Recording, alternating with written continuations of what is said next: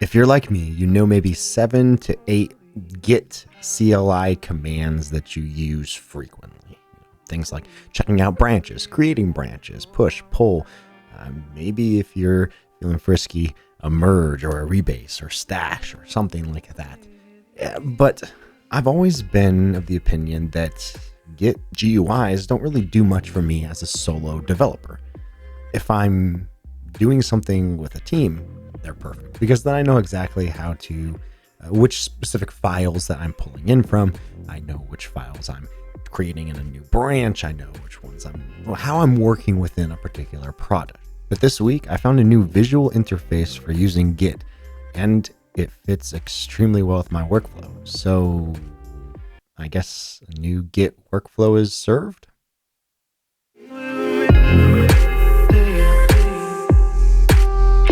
So GitButler was created by Scott Chacon, who was actually one of the co-founders and creators of GitHub, and then also the author of the Pro Git book.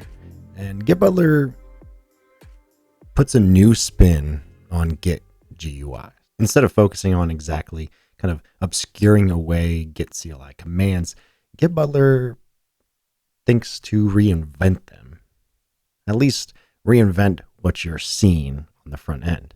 So GitButler's whole thing is redefining what branching actually looks like. But GitButler allows you to have particular changes within a repo, and instead of having to check out different branches and having your changes be confined to that particular branch, the gist of it is you can move changes around to different virtual branches and only commit that when you need it. So instead of having different features in one branch, and sometimes you think, oh, I need to add this style change. Well, instead of pushing that all in one branch or creating a separate branch and doing the change there, you can just move it to a new virtual branch. So let's take a look at the demo. Hi, everybody. My name is Scott Chacon. I'm the CEO and co-founder of GitButler, and I'm here to give you a quick overview of this new branch management tool for Git. And interestingly, we're opening up the source code for everybody to help us out, or to look at it, or to try it, or to use it for whatever. That's one of the things that I think is actually super incredible, and we'll take a look at it in a bit, but it is built on top of Svelte using Tori, which is built in Rust. So if you are trying to learn or just get better at using those languages, this is a perfect open source package, open source repo to learn from. And we're opening up from alpha into beta. So this is what GitButler looks like. Right now, I'm completely up to date with my upstream branch. So if I have like origin master or origin main or something, and my working directory looks exactly like that, it's going to say, hey, you're up to date. One of the cool things about GitButler is you don't need to sort of, create branches and delete branches and switch branches. We try to handle all of that for you. So I'm going to show you a really quick example of kind of what that looks like. So let's say that I'm working on this website. This is a website of an upcoming conference that we have. And I have a feature that I'm trying to work on, which is to make the background color totally perfect. So I'm going to go in here and I'm going to go into my styles and I'm going to turn it to this lovely mauve color. I actually don't know what color this is, but let's say that. So that's great. That's my feature. If I go back to GitButler, you can see that it created a branch for me automatically. It saw that there were some changes. It saw that there was something different. And now, one of the things I don't know if it's happening behind the scenes, I haven't actually checked it out just yet, is I'd be curious to know if it actually is automatically creating that branch.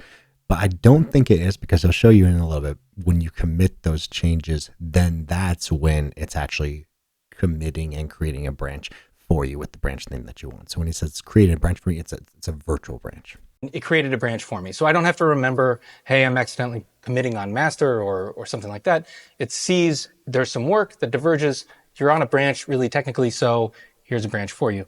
And it just names it virtual branch at first. And let's say as I'm working on my feature, I can, let's say that I want to commit this. I can go in, I can generate a message with AI if I want to, if I don't care too much about kind of what the message is, I can commit that and I can keep working on this. So let's say I want to make it even more beautiful. And so I have this beautiful green color that now I can go in to GitButler and I can see this change, right? So, okay, I changed this again. I already have one commit here, but I want to create another commit. Now there's a couple different things that I can do here. I can say, generate a new message and commit this. I can also undo this if I want to. So it's relatively easy to do sort of normal branch management stuff. I can generate a new message, change it again, commit it again. I can also drag this and sort of squash it by dropping it onto the previous one that I have. I can push it up. The drag and squashing is a really unique feature, I think, in the sense that it does exactly what squash does. And of course, Scott Chacon knows this because he is an incredible master at Git. But that's the visual representation of what squash does, at least in my head. And having that UI representation to be able to do that, it just makes sense. If I can create a pull request. But let's undo all of that real quickly. And I want to show you what happens when you find a bug. So let's say this is a very common thing. I'm working on a feature. I have a bug that I have. And I go in and somebody told me that the dates are not June 13th and 14th. They're the 14th and the 15th, right? So now if I go to my website, I can see that, the date has changed. The background's still there. So I have a bug fix and I have a feature that I'm working on. Now, the nice thing about GitButler is that it shows you, it comes up in the same thing, but what I can do is I can actually sort of separate this work into a new branch, right? So I can say, I want to take this June 13th and 14th change that I have here, and I can drag it into a new column and it creates a new branch. And you can see on the website, it hasn't actually, both of these are here. It's 13th and 14th, and it's this beautiful background color. But when I go in here, I can generate a branch name that says fix the conference date. It figures that out kind of for me. I can also set this as the default. And when I keep working, changes that I'm working on go into this branch rather than the other branch. But I'm going to stay in my feature branch right now. And I can commit this separately. So I'm fixing the date. I commit it. And not only can I push to the remote, but I can also automatically create a pull request if you've authenticated with GitHub. So I'm going to hit one button. And it's going to push up to GitHub, and I'll have a pull request opened, and I can view that immediately. We can see that it pushed this branch to GitHub, it opened a pull request, and if I look at the files changed, it's only the state change, even though in my working directory I actually have both. I have the ugly background, which is my feature, and I have the bug fix, which is the date change. Now, the other cool thing you can do is you can sort of stash these branches and apply them independently. For example, you can see the website in the background here. If I unapply this background color change, the background color disappears, but the date change stays there. And then I can also come back in here and reapply this, and the background color comes back in without actually changing this bug fix that I have. Now, when this bug fix branch actually gets merged in upstream, we'll automatically notice it and we'll mark it as integrated. You'll see it as integrated. And when you update, it will remove that branch from your working directory. So you're not creating branches, switching branches, deleting branches, doing branch management, squashing, merging, all of that. We're handling most of that for you as much as we can. There's a ton of other things that GitButler can do. This is a really quick preview of how much easier it is to manage your branches, to do your normal workflow. I hope that you'll try out our beta. I hope that you'll join us in Discord and tell us what would you love a next generation of Git client to be like, because at the end of the day, GitButler is here to serve you. I hope to see you in Discord. Thank you very much. I immediately loved what I was seeing because I've never found Git GUIs to work great for me because I'm never working with a team for the products that I work on. I'm usually working by myself, and most of the time I don't really need to create pull requests. I still do commits. I still try to keep everything as clean as possible.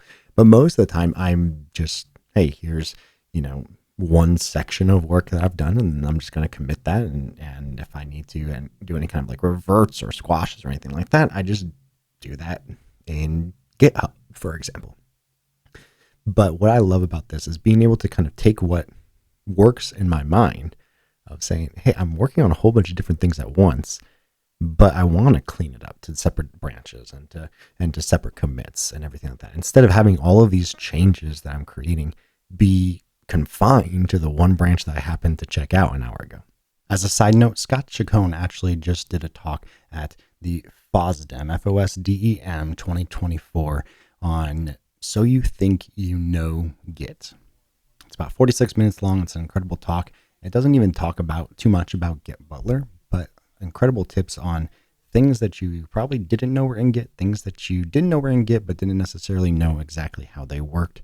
but overall a good primer for what exactly GitButler does. What kind of magic does it obscure away, and where can it help you in your particular workflow?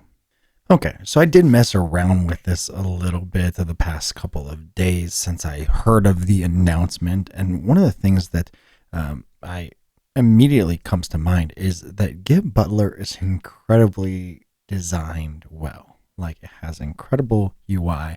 It just looks visually appealing, and it's built on Tori, Rust, and Svelte. So like I said before, if that's something that you're looking to learn more about, it's a perfect example right here.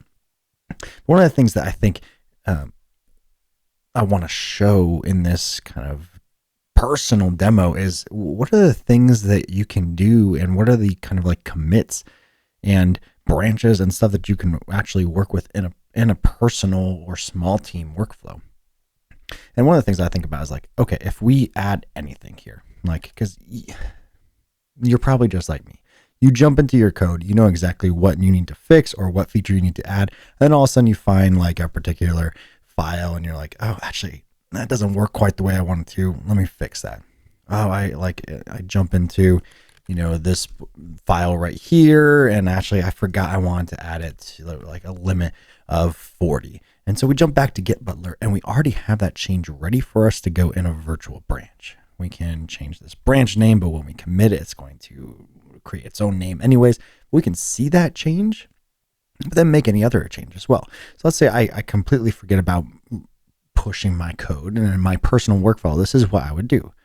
I would start writing code, and in 30 minutes or an hour or 2 hours, whenever I need that next break, let's say in the actual dashboard, file, maybe I want to have like a little fire emoji right there, and I save that, and then I jump back into my GitButler, and I have multiple different files.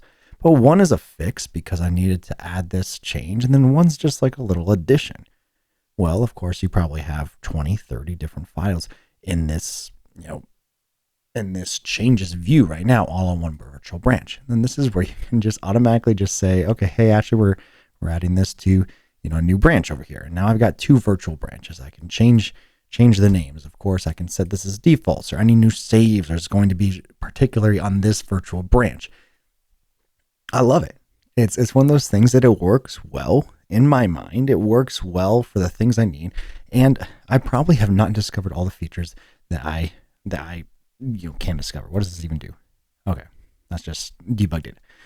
But it's one of those things where it just makes sense, not only visually, but how I work personally. And if you're anything like me, this is going to make complete sense for you, because you have all these changes that you can naturally start to say, hey, I'm breaking this up without having to stash different changes, without having to create a branch and save it somewhere else and stash it and do all of this mumbo jumbo within Git. You can just work like you want to work. That's great. The only thing I can think of for a potential downside is when you're creating new virtual branches, it might be difficult to know, okay, what virtual branch am I using? But I almost think of that in terms of commit. If you're going to commit often, set up a virtual branch for that. So now, okay, I did all of these changes. Okay, I did this section of a feature. Now I'm just pushing for that and creating a virtual branch using GitButler to do it. I think GitButler is a fresh and brand new addition to the Git GUI world, and it's something that is needed in the world as well, especially within small teams, especially within solo developers.